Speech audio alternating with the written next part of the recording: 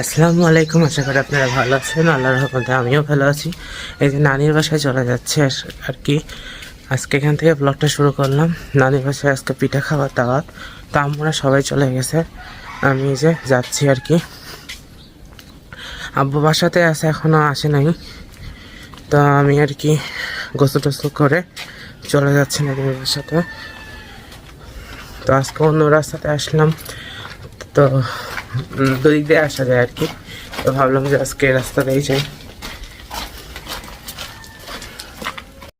তো ঢুকেই দেখতেছি যে নানিরা পিঠা বানাচ্ছে। চিতই পিঠা, না নানি? চিতইয়ের পরে রস পিঠা।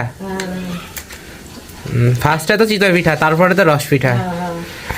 আসলে চিতই পিঠা তো রসে ডুবাইলে রস পিঠা হয়ে যায়। তো আগে ফার্স্টে চিতই পিঠা তো বানাইতে হবে, নাহলে তো রস হবে না।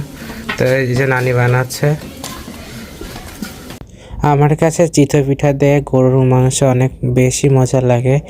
তো নানি জানতো, তাই হচ্ছে নানি মাংস নিয়ে চলে আসলো। তো ওখানে রান্নাঘরে বসে খেতেছিলাম। তো দেখেন আমার মামাতো ভাই লিজান চলে আসছে। ও মাত্রই কেবল ভাত খেয়ে আসলো, তারপরও পিঠা দেখে চলে আসছে।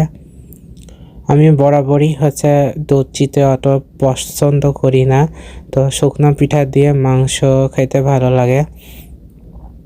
তো এখানে আমি একটা সেলিব্রিটিকে কপি করতেছিলাম, খাওয়ার সময় ট্রাই করতেছিলাম। তো এটা নিয়ে সবাই হাসাহাসি করতেছিল।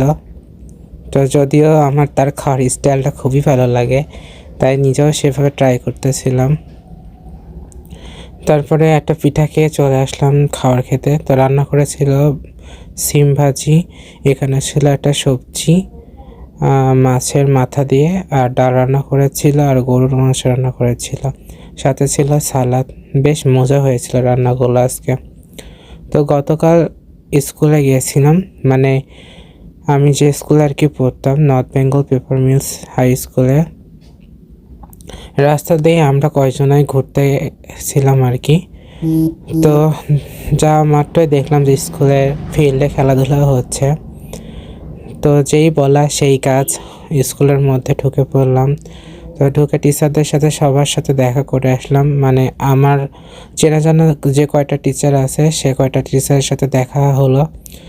তো দেখা কথা হলো, ভালোই লাগলো। তারা আসলে চিনতে পেরেছে, এটাই অনেক পাওয়া আমার কাছে।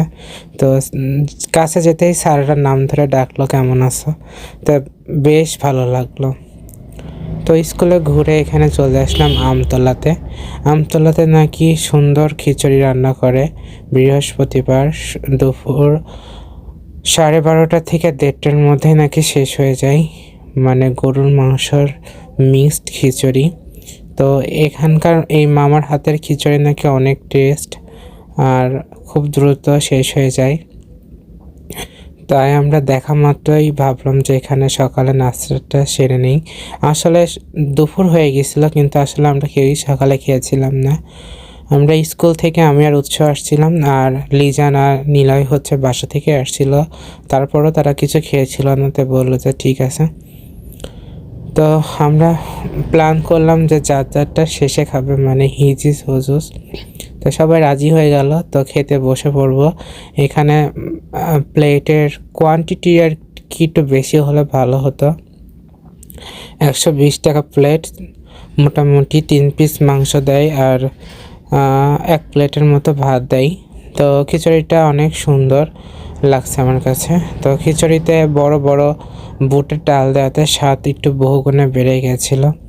মোটামুটি বেশ ভালোই স্বাদ ছিল। তো তার সাথে 2 পিস করে টমেটো দিয়েছিল, আর সাথে তো পেঁয়াজ না ছাড়া খিচুড়িটা মজাই না। এখানে দেখেন নিলয় আর লিজান খুব সুন্দর করে খাচ্ছে। তো আমিও খাওয়া স্টার্ট করে দিলাম। গরম গরম ধোয়া ওটা খিচুড়ি, বেশ মজাই। আসলে গিয়ে দেখি চারপাশে অনেক লোকজন ছিল, তারাও খাচ্ছে। তো মুহূর্তে নাকি খিচুড়িটা শেষ হয়ে যায়। তো আমরা যখনই গেলাম তখনই আর কি নতুন হাঁড়ি, মানে নতুন ডেস্ক নামালো। তো যার জন্য ভাবলাম যে খাবারটা একটু ট্রাই করে যাই। অনেক নাম শুনেছি এখানকার এই খিচুড়ির কথা, বাট খাওয়া হয় নাই। আর খিচুড়িটাও সপ্তাহে একদিন রান্না করা হয়, রোজ বৃহস্পতিবার। ওখানে সুন্দর করে লেখাই আছে বৃহস্পতিবারে এই মিক্সড, মানে গরুর মাংসের সাথে খিচুড়িটা মিক্সড করে রান্না করে। তো স্বাদটা অনেক ভালোই লেগেছে, বাট কোয়ান্টিটিটা একটু বেশি হলে বেশ ভালো লাগতো। 120 টাকা হিসাবে আমার কাছে কমই লেগেছে কোয়ান্টিটিটা। একটু যদি ভাতের পরিমাণটা যদি একটু বেশি হতো তাহলে আমার মনে হয় সব কিছুতে পারফেক্ট হতো। তারপরেও যারা আমার ভিউয়ার্সরা দেখছেন তারা ট্রাই করতে পারেন, আপনারা নিরাশ হবেন না, আমার বিশ্বাস ভালো লাগবে। তো এখানে হচ্ছে আমাকে পেঁয়াজ দিয়ে দিয়েছিল আর কি, আমারটা হয়তো কেউ নিয়ে নিয়েছে, তো আমি ফের পেঁয়াজ নিয়ে নিলাম। পেঁয়াজ সুন্দর করে একটু মেখে নিয়ে সাথে মাংস একটু ছিঁড়ে পেঁয়াজ দিয়ে খেতে বেশ মজা লাগে। আমার কাছে বেশ সুন্দরই লেগেছিল খাবারটা। তো খাওয়া শেষ করে বাসার দিকে চলে যাচ্ছে, যাওয়ার পথে সরিষা ফুলের ক্ষেত দেখে ছবি তুললাম। অনেকেরই সরিষা ক্ষেত ভাল লাগে, এই দৃশ্যটা নেওয়ার জন্যই আর কি ক্যামেরা বের করলাম। তো এটা হচ্ছে পাকশি খানকা শরীফের মাঠ। তো আর কিছুদিন পরে এখানে খানকা শরীফের ওয়াজ মাহফিল শুরু হবে, আপনাদেরকে অবশ্যই দেখাবো ওয়াজ মাহফিলে কীভাবে কি করে না করেন কি না হয়। তো গতকাল রাতে খাওয়া ছিল, আমার এক মামাতো ভাই আর কি চাকরি পেয়েছে, সেনাবাহিনীতে সে চাকরি পাইছে, যার কারণে হচ্ছে মামা সবাইকে রান্না করে খাওয়াচ্ছে। এক কথায় র্যাকেট বাহিনীকে সবাইকে খাওয়াচ্ছে। আমরা আমাদের স্কুলের মাঠেই আর কি র্যাকেট খেলি, তো দেখেন লিজান কি সুন্দর করে খাচ্ছে, খুব পোজে খাচ্ছিলাম। তো আমি একাই বসেছিলাম, আস্তে আস্তেই খাচ্ছি, মোটামুটি বেশ মজা হয়েছিল, রান্নাটা খুব ভালো লেগেছে। তো ভাইস্তি আমাকে মজা করে লবণ আমার সামনে দিচ্ছিল, তো নিলয় দেখেন জোস। এই মামাতো ভাইয়েরই আর কি চাকরি হয়েছে, সে ট্রেনিংয়ে যাবে ফেব্রুয়ারি মাসে, ওর উদ্দেশ্য করে আর কি খিচুড়িটা রান্না করছে, মাংস আর খিচুড়ি মিক্সড করা ছিল, সবজিও দেওয়া ছিল, আলু।